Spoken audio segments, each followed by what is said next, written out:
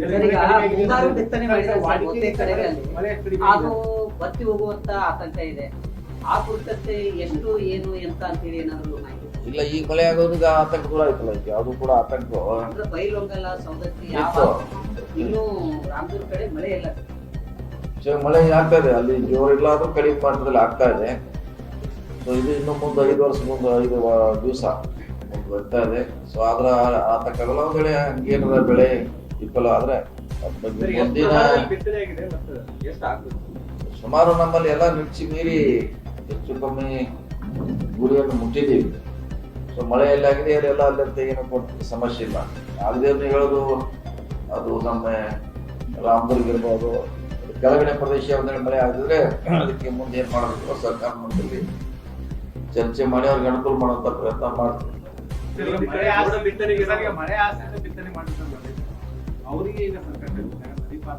ನಾವು ಸರ್ವೆ ಮಾಡ್ತೀವಿ, ಇನ್ನು ಸರ್ವೆ ಮಾಡ್ಲಿಕ್ಕೆ ಹೇಳಿದ ಸರ್ಕಾರ.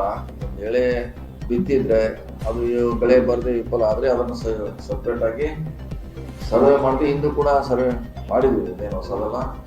ಅವ್ರಿಗೆ ಏನೋ ಸರ್ಕಾರದ ಸಿಗ್ಬೇಕಂತ ಸವಲತ್ತು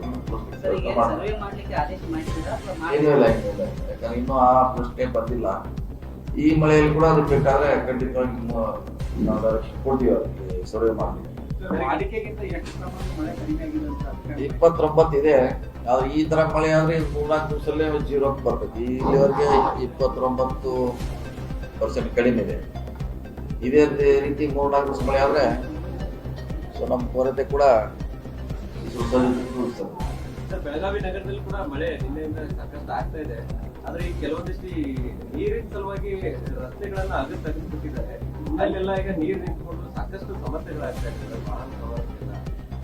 ಇಲ್ಲ ಮಾಡಿದ್ರೆ ಅದು LNT ಸುಮಾರು ದಿವಸ ಅವ್ರದೇ ಸಮಸ್ಯೆ. LNT ಕಂಪ್ನಿ ಅವ್ರದ್ದು ಸೊ ಸುಮಾರು ಸಾರಿ ಸಭೆ ಶಾಸಕರು ಮಾಡಿದ್ದಾರೆ, DC ಅವ್ರು ಮಾಡಿದ್ದಾರೆ, ಕಾರ್ಪೊರೇಷನ್ ಕಮಿಷನರ್ ಮಾಡಿದ್ದಾರೆ, ಹಿಂದೆ ನಾನು ಕೂಡ ಮಾಡಿದ್ದೀನಿ.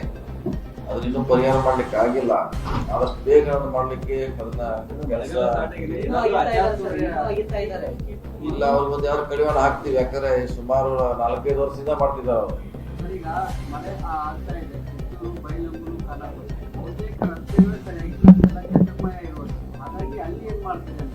ನೋಡೋಣ ಎಲ್ಲೆಲ್ಲಿ ಅತ್ಯಂತ ಕೆಟ್ಟದ್ರೆ ಅದು ಮೋಟ್ರೇಬಲ್ ಮಾಡ್ತೀವಿ. ಈ ಮಳೆಗಾಲದಲ್ಲಿ ಟೆಂಪರ್ ರಿಪೇರ್ ಮಾತ್ರ ಮಾಡ್ಲಿಕ್ಕೆ ನಮ್ಗೆ ಅವಕಾಶ ಇದೆ.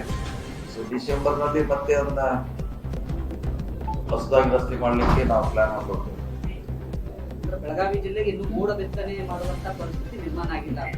ನೋಡೋಣ, ನಿನ್ನೆ ಹಾವೇರಿಯಲ್ಲಿ ನಮ್ಮ ಶಾಸಕರು ಪ್ರಕಾಶ್ ಕೋಳಿವಾಡ ಅವರು ಲಾಸ್ಟ್ ಟೈಮ್ ಮಾಡಿದ್ರು. ನಮ್ಮ ಜಿಲ್ಲೆಯಲ್ಲಿ ಕೂಡ ಒಂದೇ ಒಂದು ಏರ್ಕ್ರಾಫ್ಟ್ ಮಾಡಿದ್ವಿ. ನಾಳೆಯಿಂದ ಬಹುಶಃ ಹಾವೇರಿಯಲ್ಲಿ ಪ್ರಾರಂಭ ಮಾಡ್ತಾರೆ. ನಮಗೂ ಅವಶ್ಯ ಇದ್ರೆ ಬೇಕಾದ್ರೆ ನಾವು ಕಲಿಯ ಸರಿ ಯಾವ ರೀತಿ ಮಾಡಿದ್ವಿ ಅದೇ ರೀತಿ ಮಾಡ್ಲಿಕ್ಕೆ ಪ್ರಯತ್ನ ಮಾಡ್ತೀವಿ.